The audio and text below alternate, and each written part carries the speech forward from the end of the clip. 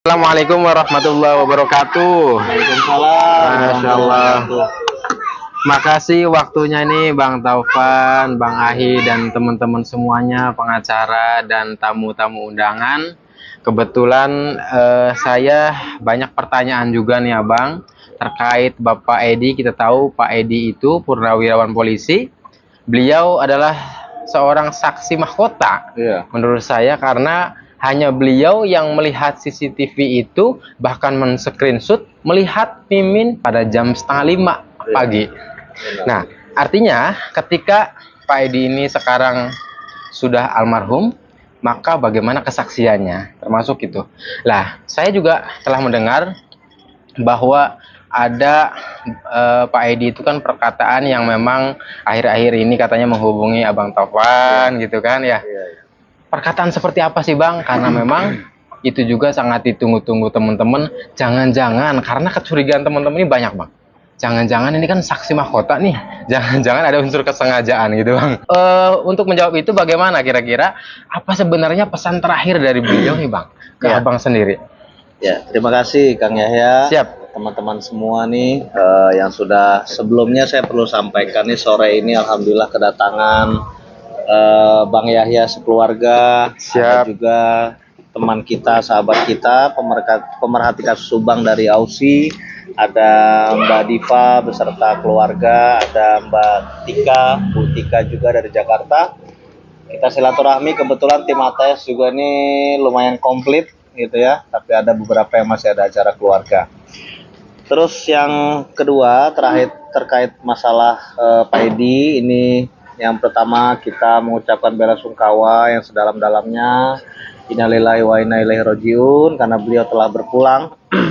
Tetapi memang Bang Yahya patut kita syukuri, terlepas dari apapun gitu ya, pada saat Pak Edi ini masih sehat, masih hidup gitu, kesaksiannya sudah diperdengarkan di pengadilan. Siap. Dan sudah ada dalam berita acara dan lain-lain, sehingga apa yang disampaikan Pak Edi itu walaupun beliau sudah kembali ke ke ilahi gitu, dipanggil oleh Allah Subhanahu wa taala, tetapi tidak merubah dan tidak ada yang beresiko apapun terkait pembongkaran kasus Subang. Semua sudah jelas, semua sudah gamblang. Bahkan Pak Edi hari Rabu kecelakaan, hari Selasa masih kontakan sama saya juga. Masih WA sama saya panjang lebar. Nanti saya minta Bang Ahid juga WA. Nanti saya minta Bang Ahid aja yang bacakan karena terlalu panjang WA-nya beliau itu. Yang kesemuanya saya lihat memang spirit beliau untuk membongkar kasus Subang ini luar biasa. Sehingga kita semua doakan semoga usaha perjuangan Pak Edi untuk membongkar kasus Subang ini menjadi amal ibadah beliau. Amin. Menjadi amal ibadah beliau selama di dunia gitu ya, karena beliau berjuang, berupaya untuk kasus pembunuhan ini bisa terbongkar gitu Bang Yahya. Jadi ya luar biasa beliau perjuangannya, dan kita yang masih diberikan umur panjang, kesehatan, harus semakin semangat, semakin gaspol untuk bisa terus kita gaungkan perjuangan membongkar kasus Subang. Yang 3 orang ini kita doakan semoga tidak lama lagi akan segera ditangkap dan disidangkan. Yayasan kita dorong terus agar bisa dibongkar, karena saya yakin dari awal benang merah permasalahan ini ada pada yayasan. Terus obstruction of justice yang bikin perkara ini lama tidak terbongkar, yang bikin semua terdakwa ini terus mengeluarkan asumsi-asumsi yang bias gitu ya. Ini kan penyebabnya adalah obstruction of justice. Siap. Jadi kita berharap akan segera terselesaikan semua nih Kang. Insya Allah Senin kita juga akan datang lagi ke Polda Jawa Barat Kang Yahya, karena ada pendalaman pemeriksaan untuk obstruction of justice itu dari Ibu Lilis gitu ya. Oke, untuk kaitan masalah itu komunikasi terakhir sama Pak almarhum Pak Edi, nanti coba Bang Ahid Syaroni, coba silakan. Siap. Baik, ini lumayan panjang, jadi sabar mendengarkan. Siap. Berikut komunikasi Pak Edi dengan kami sebelum hari kematiannya ya, beliau sempat beberapa kali komunikasi melalui telepon dan WA. Nah, diantaranya seperti ini. Ini kami bacakan langsung WA dari beliau ke kami. Hasil analisa tentang kasus pembunuhan di Ciseti, Jalan Cagak pada hari Rabu, tanggal 18 Agustus 2021 jam 9, yakni kenapa kasus tersebut sulit atau lamban terungkap? 1. Diduga adanya personel atau oknum dari Polsek atau Polres Jalan Cagak, Subang yang tidak memperhatikan SOP pada saat berada di TKP. 2. Diduga adanya personel oknum anggota Polsek Jalan Cagak yang karena merasa sudah dekat atau mengenal dengan keluarga korban. 3. Diduga adanya personel atau oknum anggota Polsek Jalan Cagak, Subang yang kurang atau tidak mendalami pada saat berada di TKP dan kurang atau tidak mempelajari, memperhatikan atau alibinya korban pada saat laporan dari awal kejadian.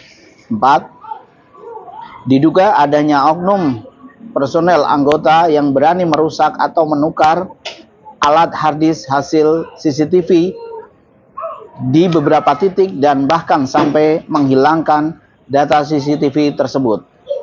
5. Diduga adanya oknum anggota yang memberikan BB seperti uang sebesar kurang lebih 30 juta dan beberapa kartu ATM kepada korban tanpa didata terlebih dahulu atas nama bank dan mananya saja, juga atas nama pemiliknya, serta tidak dilakukan pemblokiran serta pihak bank sehingga terhadap pihak bank maksud kami, sehingga dapat menghambat penyelidikan dan penyidikan, dan oleh karena hal tersebut bisa dan dapat berbuat leluasa, bisa dan dapat orang berbuat leluasa dalam mengambil langkah-langkah bertindak di lapangan guna menghilangkan dan mengaburkan atau dengan maksud supaya kasus tersebut tidak terungkap atau terbongkar oleh adanya materi dana yang memadai guna menutup perbuatan atau kejahatan dimaksud. Azan kita skip dulu atau? Siap, boleh. Skip dulu ya. Skip dulu sebentar ya Bang ya. Baik, kami lanjutkan. Tadi sampai poin 5, sekarang poin 6. Terkait dengan kecurigaan Pak Edi terhadap proses penanganan kasus Subang ini ya. Poin 6 adalah diduga adanya oknum personel Polres atau Polsek Jalan Cagak Subang kepada para saksi-saksi atau korban dari pihak keluarga pada saat mau disidik jari oleh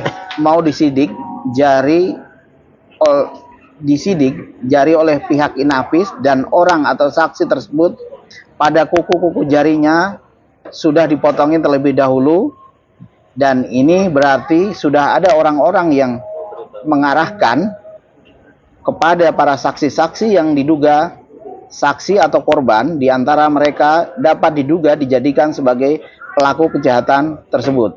7. Diduga adanya motor Scoopy warna merah yang banyak darahnya pada saat bagian pejakinya atau penginjakannya atau postep ya kalau kita menyebutnya sudah bersih, tidak ditemukan adanya darah pada motor Scoopy tersebut. 8.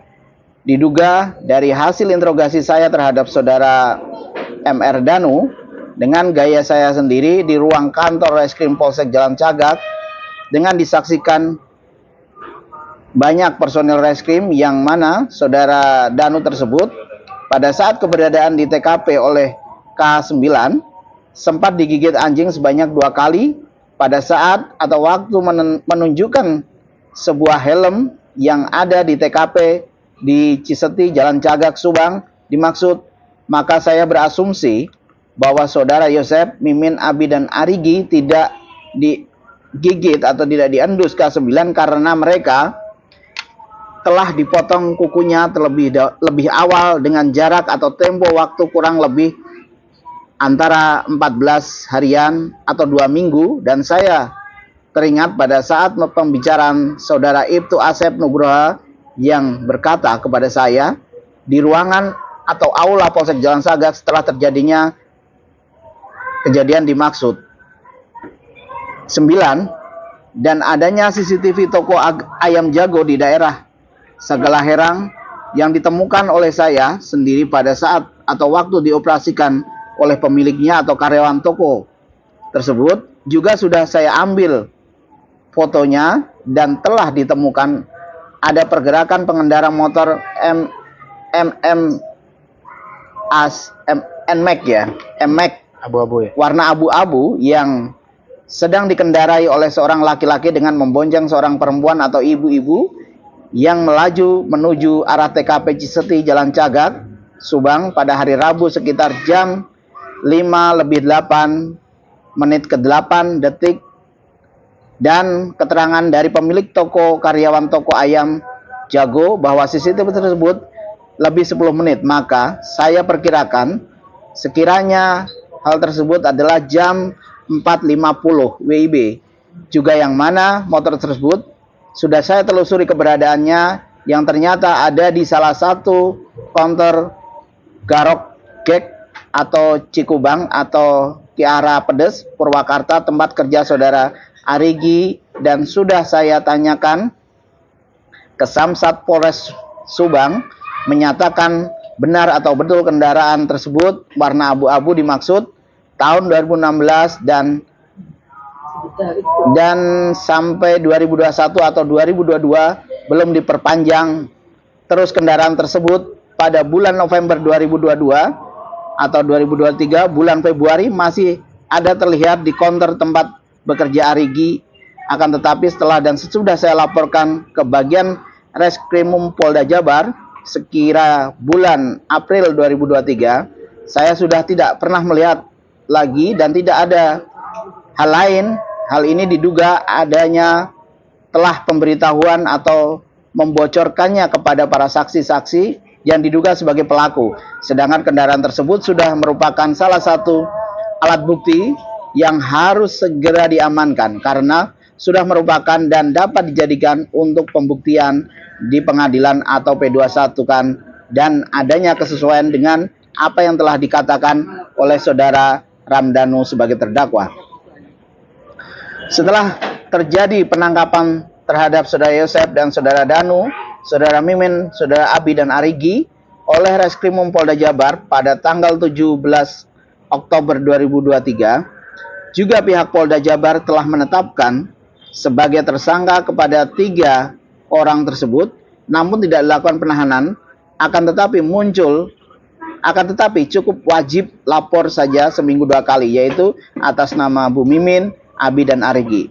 Dari hasil pemantauan pribadi saya secara penglihatan dan pengamatan yang mana telah didapatkan atau ditemukan adanya pergerakan saudara Arigi dan menggunakan KR R.2 mm MAC warna hitam dengan saudara Sofian sebagai anggota Polsek Segalaherang dengan menggunakan KR R.4 warna silver, yaitu pada tanggal 19 Oktober 2023 sekira jam 11.45 WIB bergerak dari Cijengkol menuju arah Wanayasa Purwakarta, dan sekira tanggal 26 Oktober 2023 saudara Abi ada di Polsek Segalaherang dengan saudara Aceh Solihin, anggota Polsek Jalan Cagak, yang mana saudara Aceh Solihin tersebut masih satu liting seangkatan dengan saudara Sofian, dan bahkan saudara Sofan itu pernah disuruh oleh saudara Aceh Solihin untuk melakukan pemotretan terhadap saya atau pelapor. Pada tanggal 02 November 2023, yang mana pada saat itu bertepatan dengan sedang dilaksanakan giat rekonstruksi di TKP Ciseti Jalan Cagak oleh Polda Jabar, dan waktu itu saya sedang duduk-duduk bertiga di halaman masjid dekat Kecamatan Jalan Cagak, selesai melakukan sholat zuhur, dan tidak lama kemudian sekira pukul 1:15 ada sebuah kendaraan bermotor jenis Vario warna hitam yang dikendarai seorang diri dengan menggunakan helm warna kuning, dan kebetulan rekan saya itu ada yang tahu kenal dengan pengendara sepeda motor tersebut. Juga secara spontan teman saya bilang kepada saya dengan kata-kata atau kalimat Arigi, Arigi, itu barusan Pak yang lewat itu adalah Arigi. Dari itu saya tanyakan atau saya cari tahu dari mana bahwa itu Arigi. Pak Edi kan saya punya counter di Kaso Malang dan Arigi itu suka belanja ke counter saya.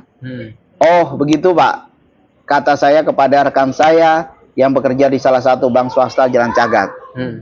Nah itu kira-kira garis besar dari WA yang disampaikan ke kami. Kenapa ini kami bacakan? Karena pesan dari almarhum bahwa ini harus disampaikan ke khalayak umum. Dan ini memang ada beberapa lagi yang memang nanti akan kita sampaikan ke penyidik untuk biar terang perkara ini begitu. Siap. Terima kasih, dilanjut Bang Tovan. Ya teman-teman, jadi tadi sudah dibacakan pesan itu harus kenapa kita sampaikan, karena memang ini amanah. Siap. Karena bukan kita saja, ternyata Bang Yahya sendiri juga diteleponin ya. Penyidik juga sama. Jadi kebetulan beliau ini sebelum beliau terjadi musibah itu ya, beliau meninggal 1 minggu 2 minggu sebelumnya sangat intens. Beliau menghubungi kita, menghubungi penyidik, menghubungi teman-teman YouTuber. Betul. Ternyata bukan Kang Yahya, Kang Freddy, semua ya, semua pada di kontak beliau gitu. Dan kalau ke kami itu ya itu tadi, beliau minta untuk di backup secara hukum apabila nanti ada hal-hal yang tidak terduga yang beliau alami gitu loh. Ya kita tidak berprasangka apapun gitu ya, karena ini semua sudah kehendak Allah. Jadi semuanya kita serahkan sama Allah, walaupun banyak sekali kita mendengar spekulasi-spekulasi atau analisa-analisa dari pemerhati kasus Subang gitu ya, bahwa karena Pak Edi ini memang sebelum terjadinya kejadian ini banyak hal-hal yang terkesan itu ketakutan, minta di backup, minta perlindungan hukum dan lain-lain gitu ya, sehingga banyak spekulasi yang menganggap ini ada hal-hal apa. Tapi kalau saya dan teman-teman sudahlah, kita anggap ini adalah benar-benar kehendak Allah. Kita doakan saja semoga Pak Edi diterima semua amal ibadahnya dan semua yang beliau sudah perjuangkan, utarakan atau bicarakan, saksikan pada saat beri kesaksian pada saat di pengadilan, itu sudah merupakan amal ibadah beliau. Semoga beliau husnul khotimah gitu Kang Yahya. Demikian Kang Yahya untuk Pak Edi. Siap. Sekali lagi Bang, bahwa ini juga butuh ketegasan dari netizen itu, bahwa tadi yang telah dibacakan juga pesan-pesan terakhirnya itu kan dari sisi hukum jelas bahwa beliau ini menjadi saksi mahkota nantinya nih di persidangan selanjutnya.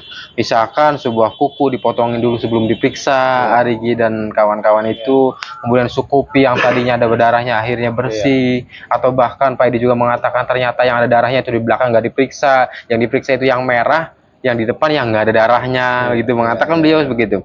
Dan bahkan kenapa MA misalkan tidak diendus ininya karena kukunya sudah dipotongin dan sebagainya, ayam jago, CCTV dan sebagainya. Semua itu menjadi base oleh netizen bahwa ini jelas saksi mahkotanya. Apabila kemudian Pak Edi menjelaskan juga di akhir-akhirnya adalah kepada para YouTuber termasuk saya sendiri, ini akan ada yang membuntuti saya, bisa juga mencelakakan saya. Ini juga menjadi dasar netizen Bang, sekali lagi, bahwa mungkinkah ya, atau bisa jadikah bahwa yang terjadi pada almarhum ini adalah merupakan ada yang membuntutin, mencelakakan dan sebagainya, atau bisa jadi parahnya adalah ada yang meracuni terlebih dahulu, bisa saja gitu.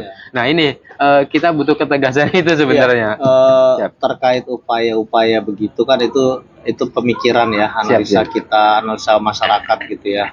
Tetapi kan kita juga tidak bisa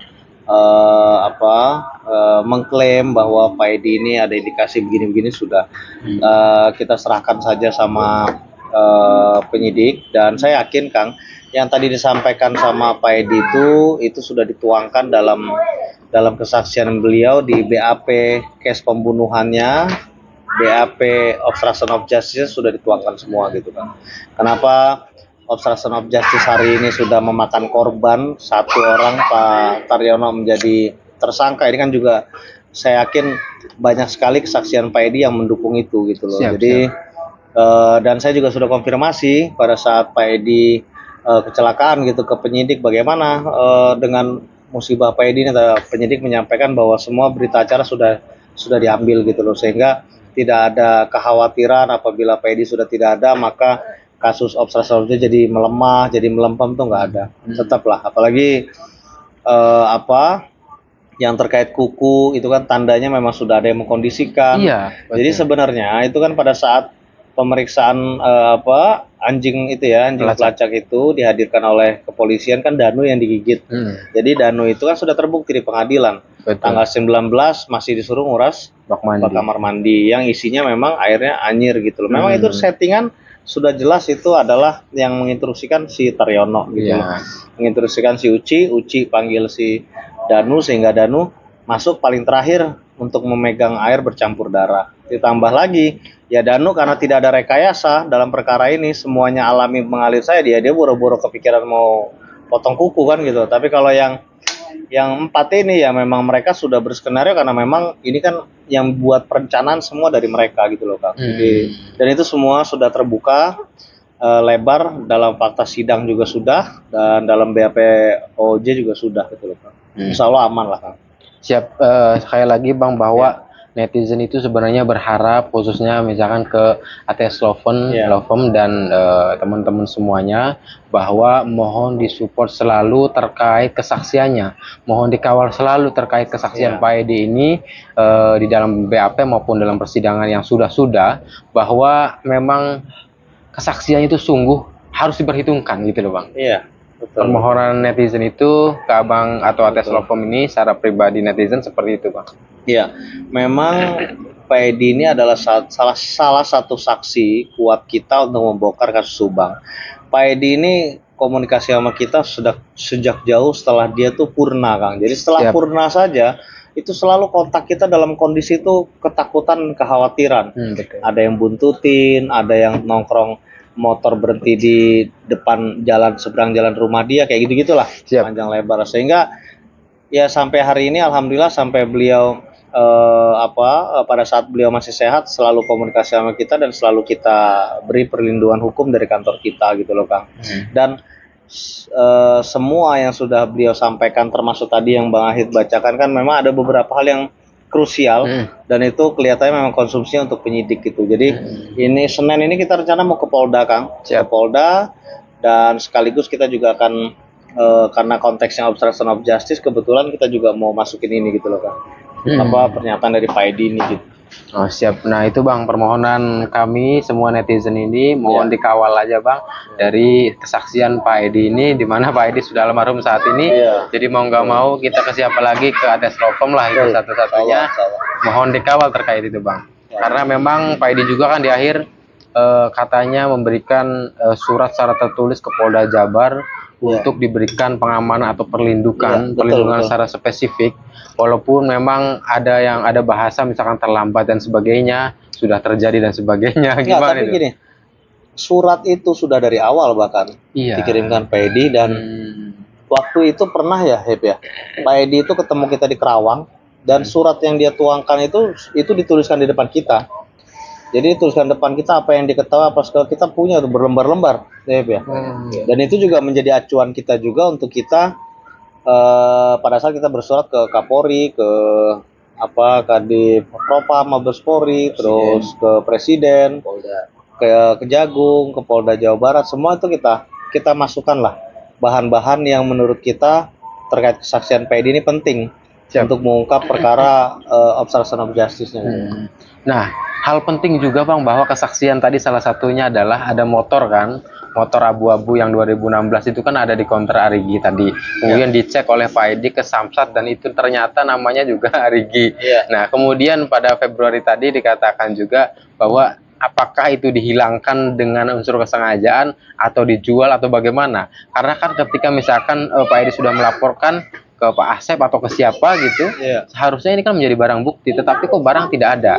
Bagaimana itu Bang? Ya itulah Kang, jangankan berita yang tadi, Pak Edi pun menyampaikan bahwa pada saat motor apa yang disita itu, motor apa yang disita itu? Helmet atau apa itu ya? Itu pada saat di polsek baru-baru datang itu ada bercak darahnya di situ. Scoopy. Ada bercak darahnya, tetapi keesokan hari sudah bersih. Itu yang pertama. Yang kedua, ada penyerahan barang bukti, uang 30 juta, berikut rekening segala macam, yang sebetulnya barang ini merupakan barang bukti gitu, tapi diserahkan di polsek Jalan Cagak. Jadi memang pada saat kejadian antara polsek dan polres ini yang Taryono ini, nah inilah banyak kejadian-kejadian barang bukti yang hilang, berubah, dan situasinya memang sengaja dikaburkan gitu loh Kang. Jadi dan bukti-bukti yang disampaikan Pak Edi tadi sudah disampaikan pada saat di BAP di Polda Jawa Barat itu Kang, disampaikan semua. Nah itu Bang, artinya kita ini melihatnya kok sederhana banget gitu ya. Artinya gini, seakan perintahan itu kan terlihat sederhana. Misalkan Scoopy tadi yang ada darahnya tidak dicek, misalkan yang ada darahnya kemudian besoknya hilang, kuku didesain seakan dipotong terlebih dahulu sebelum diperiksa dan sebagainya. Ini kan perintahan terlihat jelas nih oleh netizen ya Bang. Nah, tetapi kok segitu susahnya ini Bang? Ya, ya karena gini Kang, yang seharusnya perkara ini apabila tidak ada perintahan tersebut, kami yakin di tingkatan Polres dalam waktu 2-3 bulan sudah tuntas Kang. Hanya memang permasalahannya ada oknum polisi juga yang bermain di sini. Ya seperti kita lihat sudah ada tersangka satu, Taryono. Taryono ini kan pangkatnya di Polres Kanit ya. Jabatan dia Kanit, sehingga dia punya kekuatan untuk memerintah di tingkatan polsek gitu loh. Jadi maksud saya dari awal memang sudah diskenariokan seperti itu. Ya, yang jadi pertanyaan dan kita ini kan sejauh mana peran polisi ini untuk mengaburkan semua sejak awal, dan hubungannya apa, komitmennya apa dengan para pelaku, khususnya Pak Yosef dan keluarga nih, kan gitu kan. Karena